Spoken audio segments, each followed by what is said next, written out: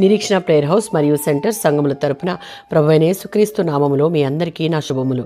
ఇదిన వాగ్దానము 33వ సంకీర్తన మొదటి చరణం. స్తుతి చేయుట యథార్థవంతులకు శోభస్కరము. అతి ఉన్నతమైన మంచితనం బలప్రభావాలు దేవునిలోనే ఉన్నాయి. ఈ విశ్వంలోని వస్తువులు, మనుషులు, జీవులన్నిటిలో అందరికంటే మిన్నగా స్తుతికి పాత్రుడు ఆయన. మనం ఈ విషయాన్ని గుర్తించి మన మేలు కొరకై స్తుతికి పాత్రుడైన దేవునిని నిత్యము స్తుతించే వారముగా ఉండాలి. దేవునిని స్తుతించడం అంటే ఆయన యోగ్యతను గమనించడమే.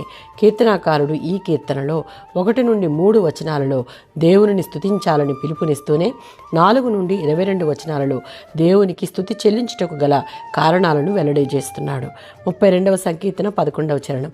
కీర్తనాకారుడు తన పాపాలను ఒప్పుకొని పరిహారం పొందిన తరువాత అతను దేవునిని స్తుతిస్తున్నాడు.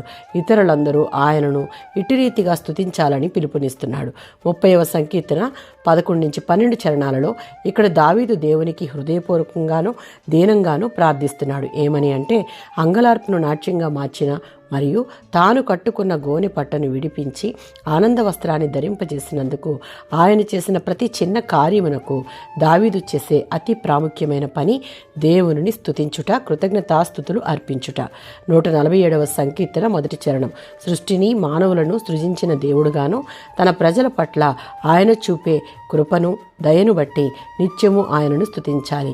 ఆయన మన జీవితాలలో చేసిన వాటిని బట్టి, చేస్తున్న మరియు చేయగలిగిన వాటిని బట్టి కూడా కీర్తనాకారుడు స్తుతిస్తున్నట్లు మనము కూడా ఆయనను స్తుతించాలి.